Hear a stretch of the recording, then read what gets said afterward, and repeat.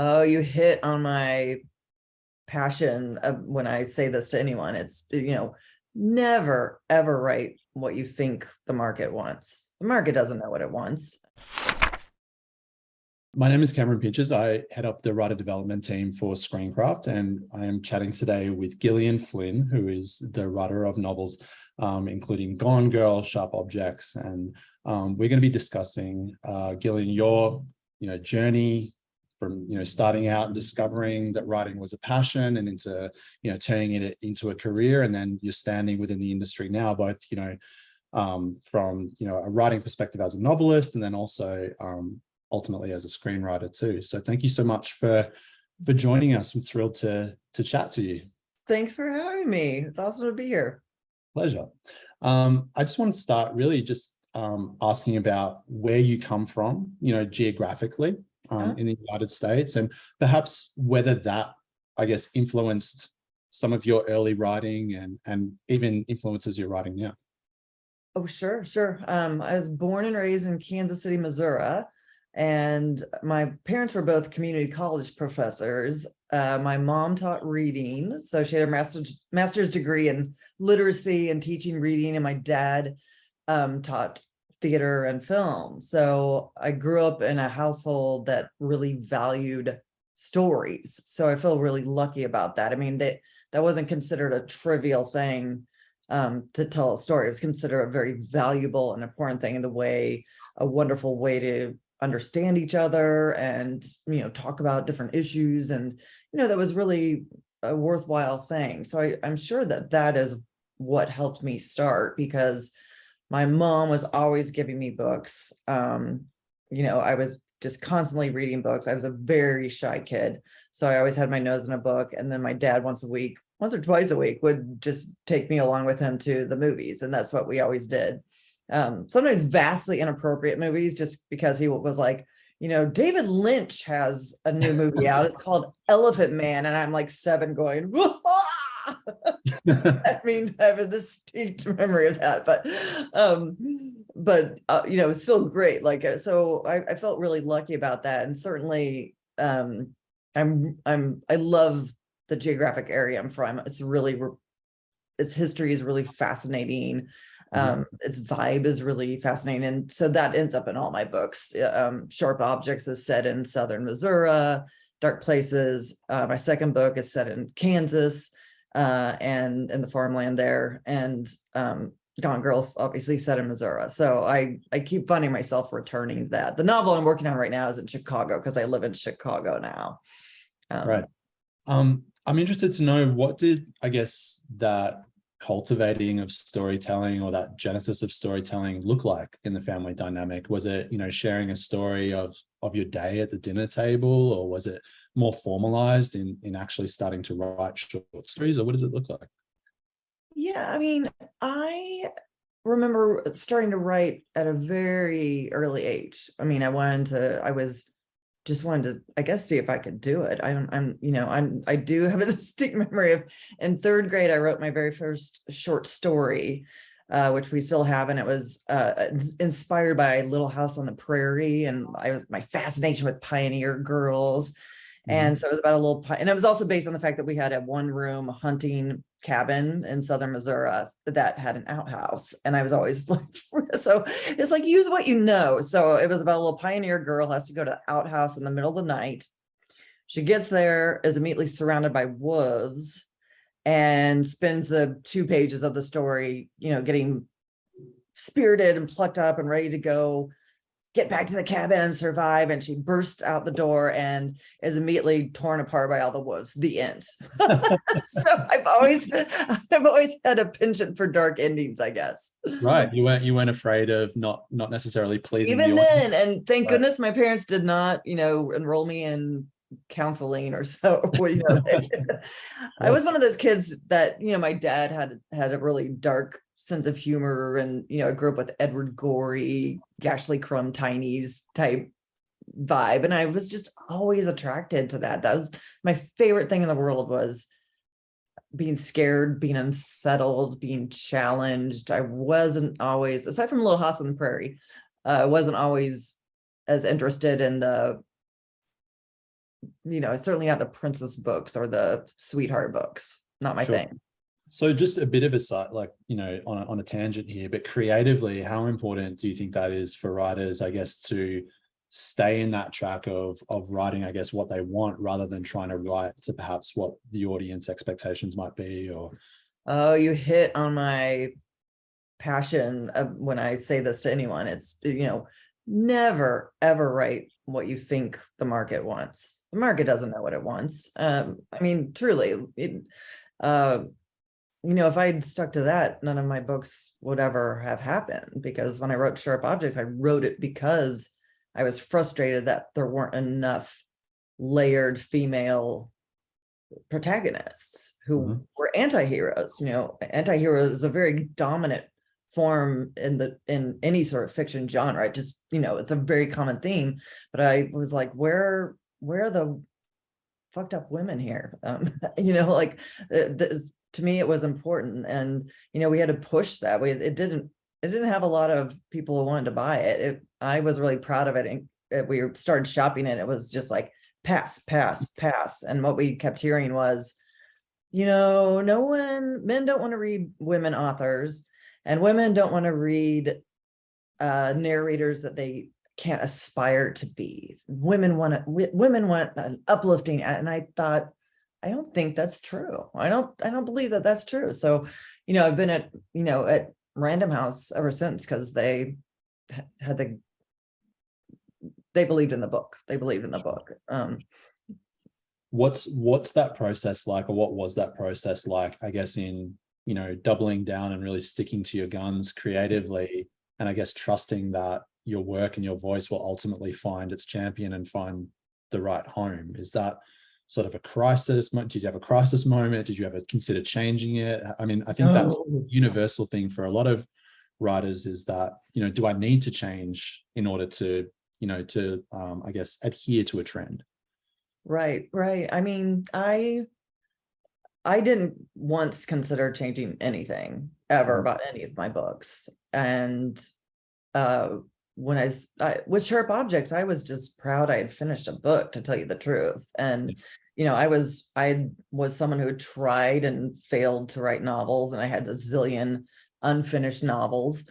And I got to the end of that, and I thought I'd read this. Like, I like this. And I think that is truly the key to a creative book that people want to read, because it feels fresh, and it feels, I don't know, I always feel like you can tell if a writer is just trying to write to a market, or if a writer has a real voice and individual thoughts, and I like to be in their mind. Like Joyce Carol Oates, I will read anything by her, because I love being in her incredibly unique and wild worlds. And it just feels different to me. So I never thought about changing it. And certainly I was, with Gone Girl, I'll say, like, I got to the end, turned it over, and my wonderful editor had just a quick check-in with me and said, okay, you've written a whodunit, or you figure out whodunit smack in the middle. You have two narrators who aren't likable particularly at all in the traditional sense. And you have an ending that's not, a tie it all up with a bow, ta-da ending. And I just wanted to make sure you knew that. I was like, that's exactly what I wanted to do. Thank you. And they never, I feel lucky, because that was it. There was no conversation about changing anything. So I will say that I'm lucky. I'm very lucky. Okay.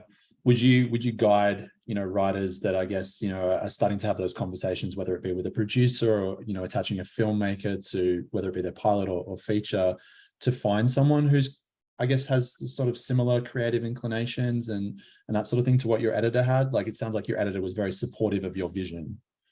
Yeah. And I will say, the publishing market is different than the movie market, because movies and TV just have so many people that you're going to be dealing with, you producers and agents, and who wants to attach, and the studio. And so you don't always have the luxury of finding a producer who, is always going to be the constant champion, because you're always going to, with that, you're always going to have to be starting to make some compromises. But I would never sell something. Well, that's a lie. I've sold stuff, but it wasn't stuff I deeply cared about. Like, and again, I have the luxury of kind of, when I started out, I had a job as a journalist, and that's how I did my first 2 books. So I had that luxury of knowing this is my day job, and I have this, and I'm okay. So if these don't sell, what do you, I'm not going to change. I'm not, I mean, you're going to edit, don't get me wrong. You're going to make it, go through that process, hopefully with an editor that you like. And same thing with film, but you certainly want someone there who truly believes in what you're trying to say, because otherwise it's just going to be depressing. I mean, you can get the money, but creatively, you're going to get very depressed. Yeah, absolutely. I think, to that end, I'd love to talk about the moment where did something click in terms of confidence, in terms of was there a moment, going back to when you were starting to write short stories and coming through school and developing your abilities as a writer, was there a moment where there was a realization that, oh, I can do this, whether it be as a journalist or whether it be as a comedic writer? Was there a moment like that for you? Like I said, I just always wrote. I was on the high school newspaper, and then I had a double major in creative writing, English and journalism at University of Kansas. Then I did a major at Northwestern. So I personally, being a pragmatic Midwesterner, was like, you gotta have a job that's gonna pay the bills, and I will be lucky if I can write for a living as a journalist. It's not my top loftiest goal, but I'm going to keep that up here, but I still get to write for a living, and that's cool. So it was kind of always the plan and the hope. And but I think it was, I cannot tell you how thrilled I was. I got hired by Entertainment Weekly, which at the time was my favorite magazine. And obviously, being raised by my parents, all I did was watch movies and TV and read books. And so I thought, I get to write about pop culture forever. I get paid to go to a movie in the middle of the day. This is great. Anything else on top of that? What do you know? Cool. Yeah, of course. So as you, doing that day job, was there a process as a journalist that you went through? And is that process similar to, you as a novelist or as a screenwriter? I don't know that I'd be a novelist if I hadn't had that training at a weekly magazine. It was a pretty tight staff, and so you're writing every day, and you learned that the muse is not just going to come down and present you with the words. You learn that you can't waste time puttering around and pretending to do work. You have to sit and write. And that's how writing gets done. And that's what I say over and over again. The writing is part that skill, but I would say 50% is that stubbornness and discipline of like, I'm just going to write this. I'm going to stay in the seat.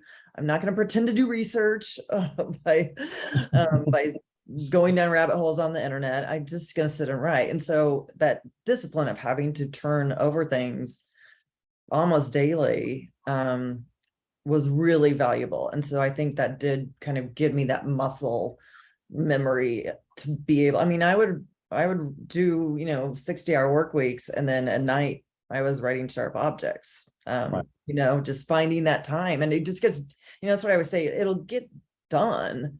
You don't have to take 2 years off of work. You can you can say, oh, I have an hour. I'm going to see if I can get 2 pages. Where am I going to get? And that's what I did. Sure. Okay.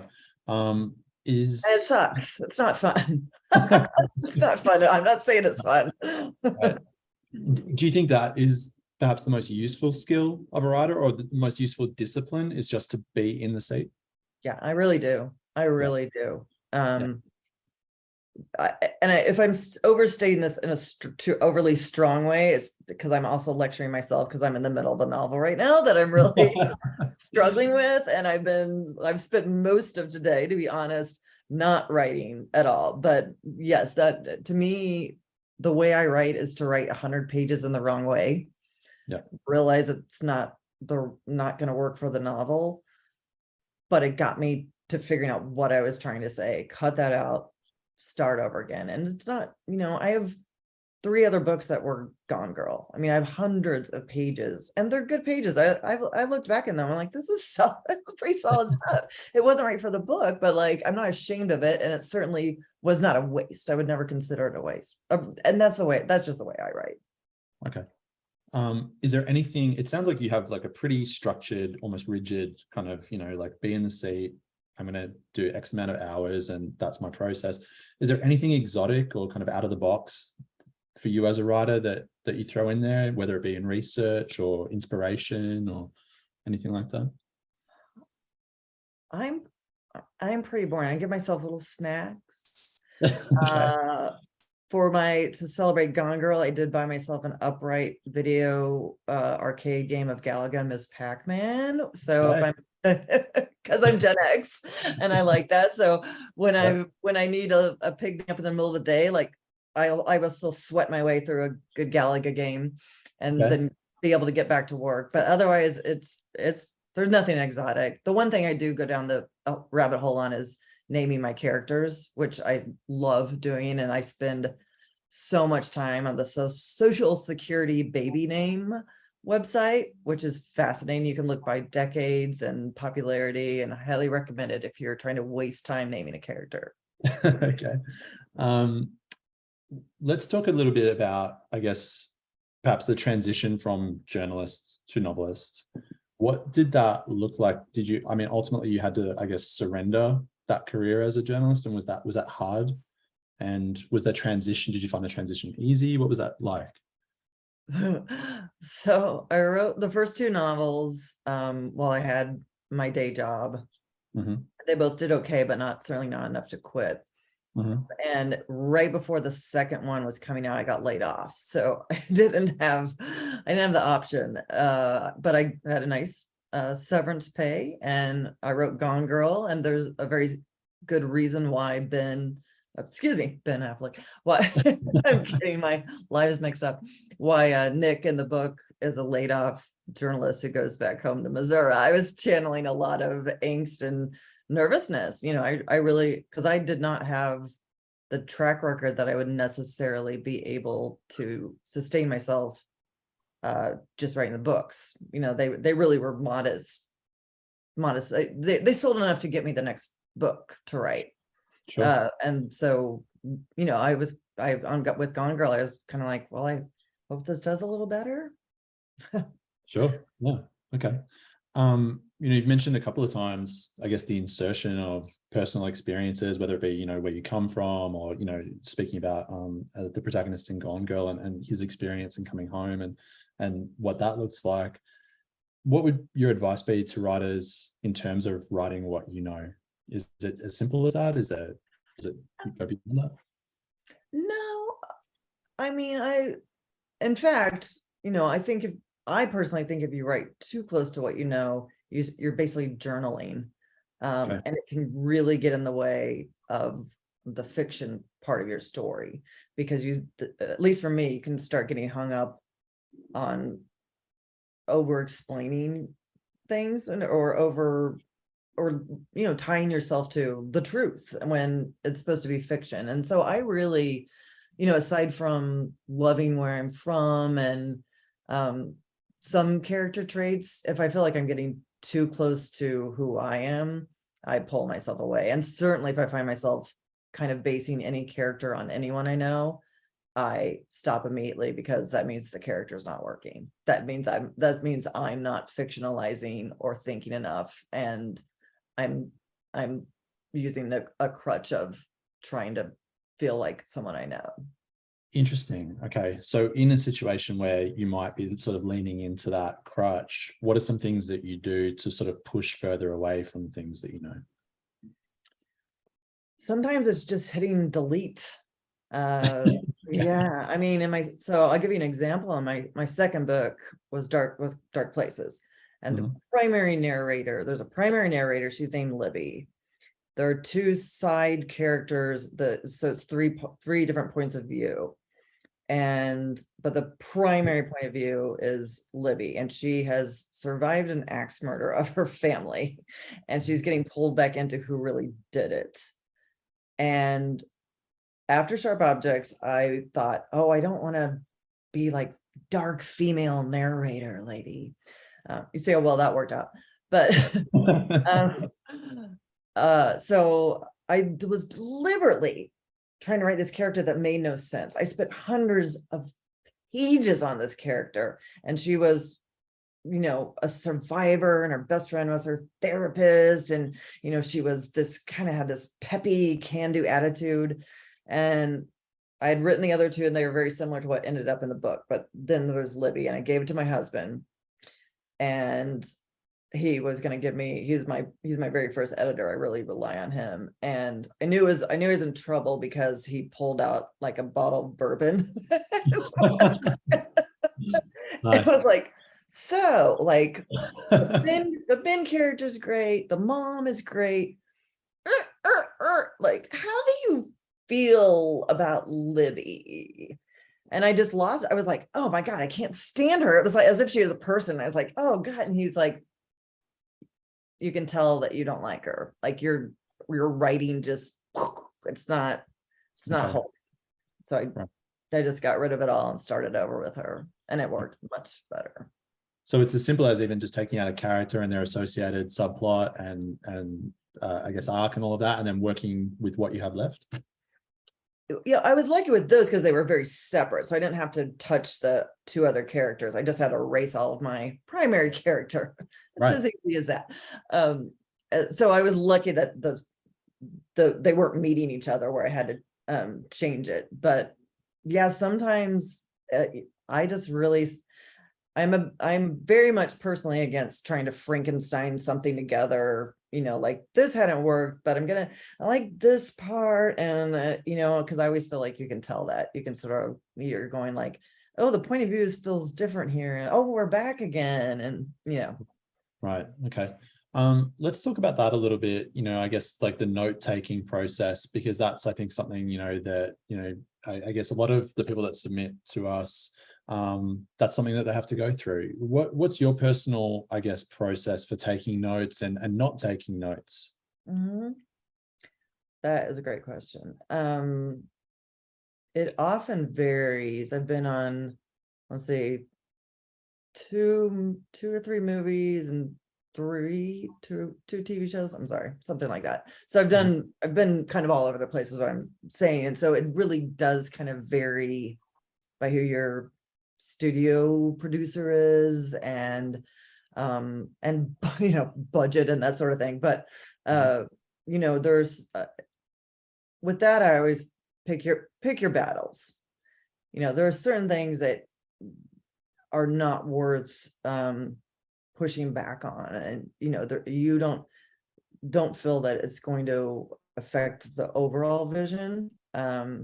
You know, then there's certain things that are worth fighting for. And I don't mean fighting for, I'm not someone who has like big, you know, I'm the artist.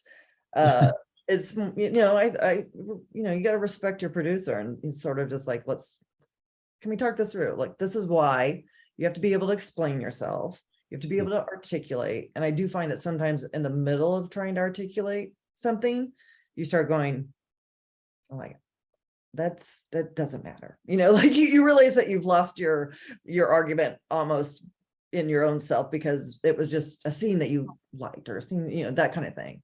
And then sometimes it's just worth saying like, you know, it's really cool. I'm gonna keep it. Just give me this. Yeah.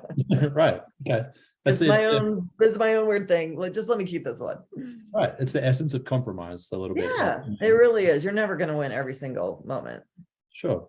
I guess, you know, on a lower level than that, you know, when there aren't studios and I guess higher stakes involved, you know, if you're really sort of starting out and perhaps taking notes from a best friend or a partner, or, you know, perhaps someone that works in the industry, what's a piece of advice that you could perhaps give to writers that are at that stage in terms of accommodating notes? Is it important to protect your voice, obviously?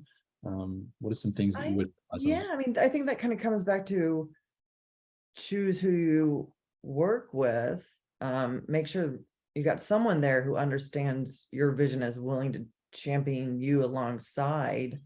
Because if you're selling something and it's just going to turn into this kind of chop shop, and the studio is going to turn it into something you didn't necessarily want it to be, you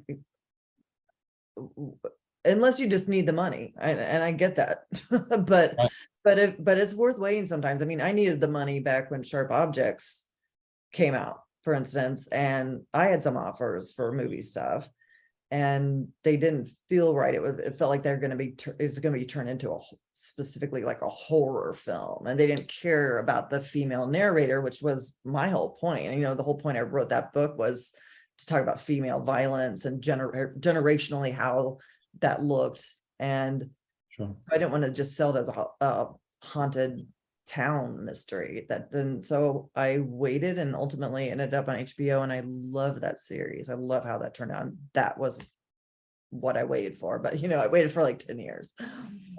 Right. And ultimately it's worth the wait to find the home. I think so.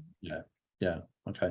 Can we talk a little bit about that? I guess the difference between, doing a show or doing a TV series with HBO and then doing, a film. Are there some nuances to that process? And what was that process like for you the first time that you were going through it? Was it kind of terms being thrown at you that you didn't comprehend, or what was that like? Oh man, I didn't know anything, and the problem was I kind of thought I did, since I had worked for Entertainment Weekly, but like I didn't know anything. I got in there, I didn't know the vocabulary. I remember it was right after Christmas, and I got a call. I mean, literally like maybe the day after Christmas, I got a call from Fox. David Fincher wants to meet with you. Oh my God. My favorite director wants to meet with me for Gone Girl. And they're like, it's a meeting. And I'm kind of like, a meeting, do I bring a PowerPoint presentation? I don't know what a meeting even means. I didn't even know what a meeting even means.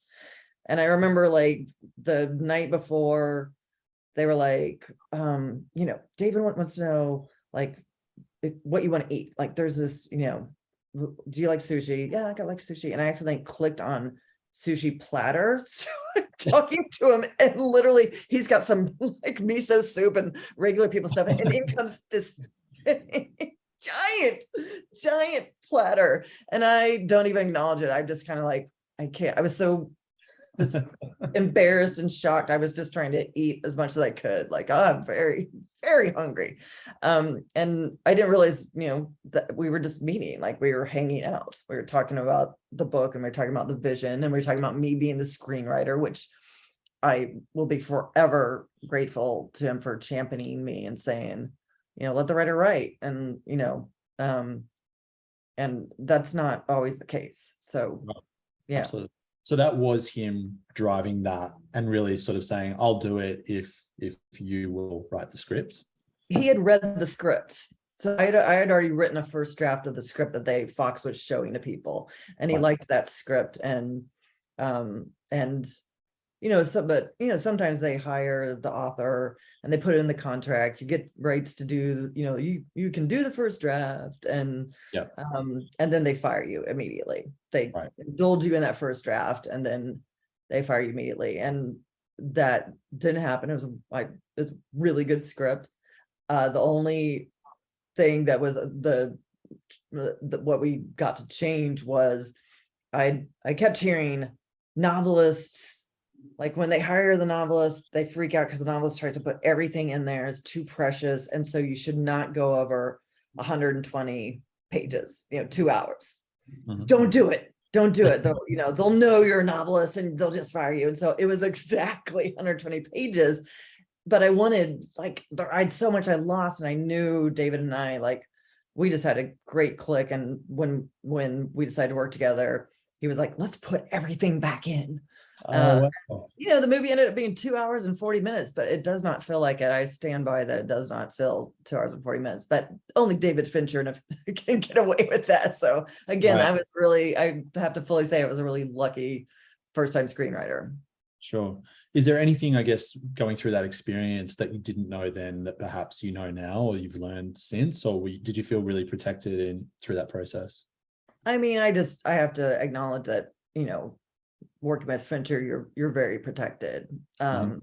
Later on when I was released into the wild and I was doing the series called Utopia at Amazon, um, uh, it was sort of like, oh, I don't have Fincher anymore to just go like, this is going to happen.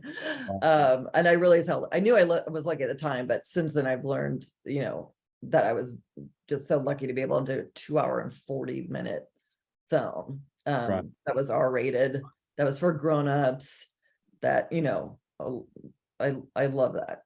Sure. Is there a lesson, I suppose, that you've learned through having different experiences on different projects? Is there sort of like perhaps a universal mantra or lesson that sticks out?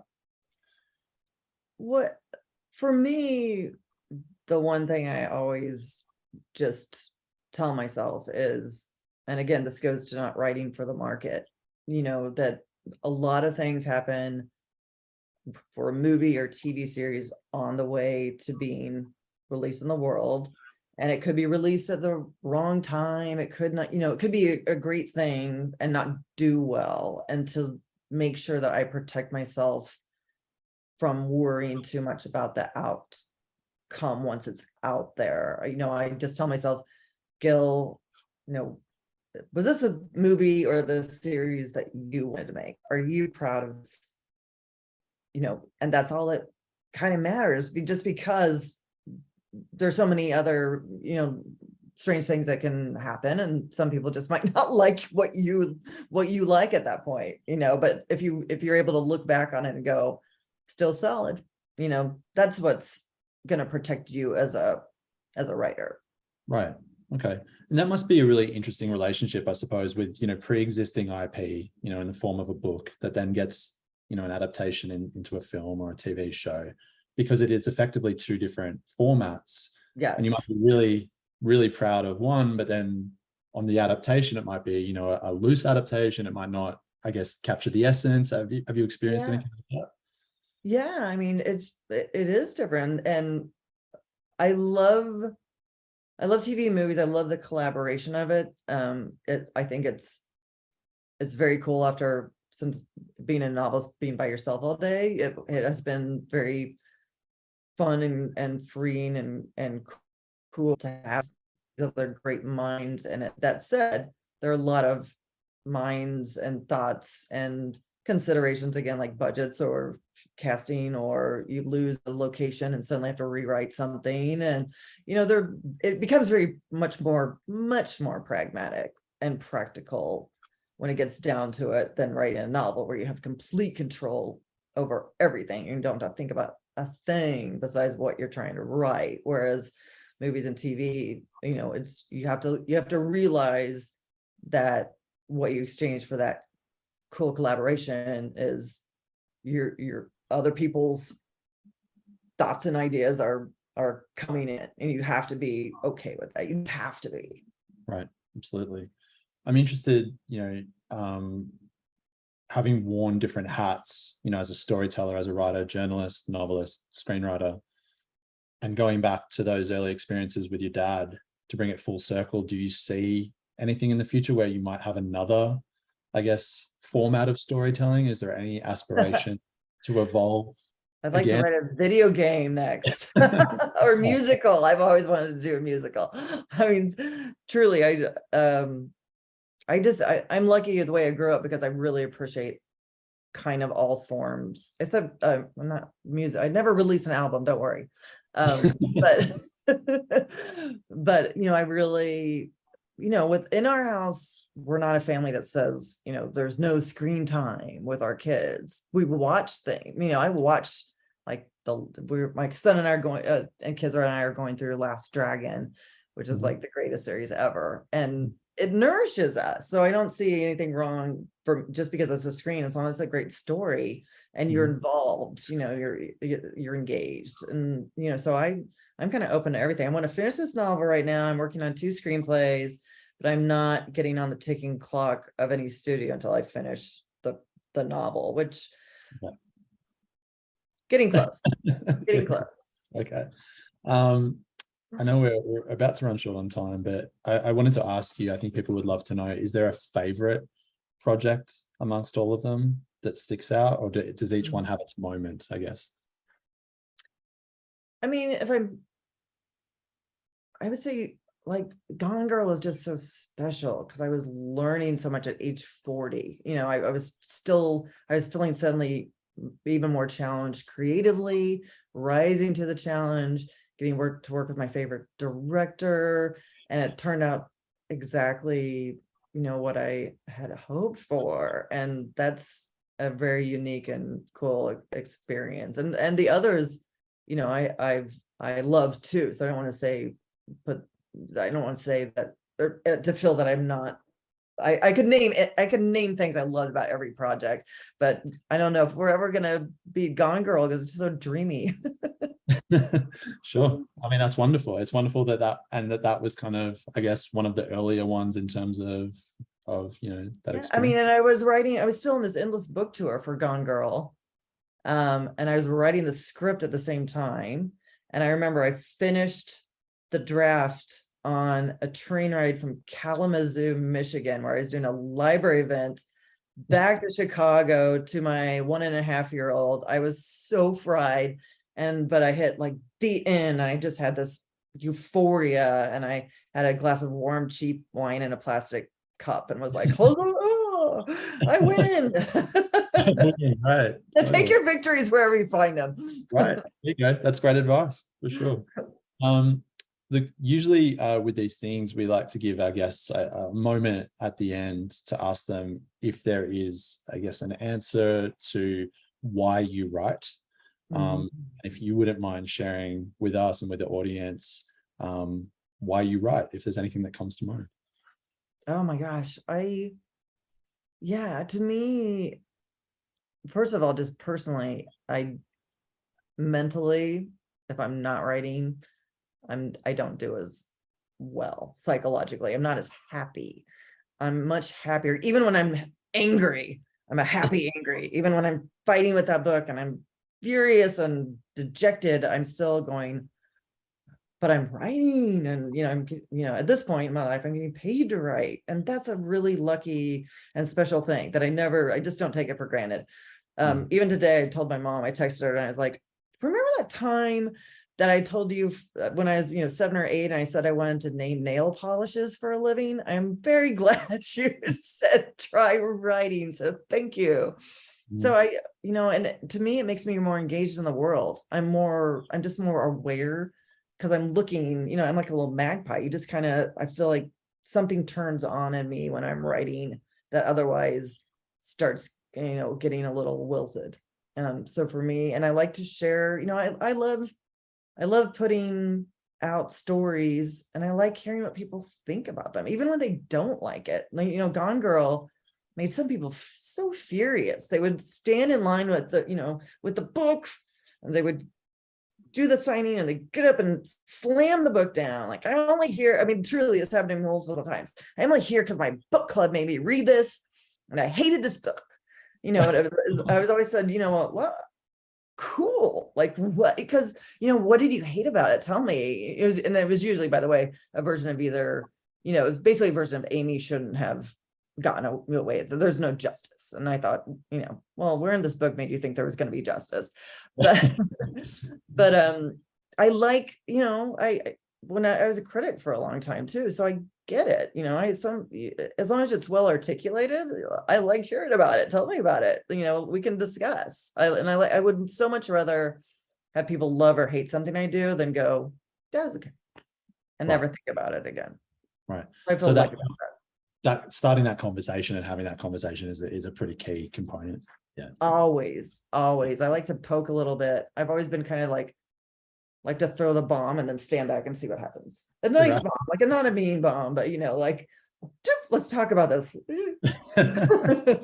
That's wonderful. Well, I think there's no better note to finish on than that. Gillian, thank you so much for sharing. Thanks for having me. This is so much fun. I'm so glad. Yeah. Look, I think there's a lot that people can take away from your experience and sharing some of the details of your career and I hope so.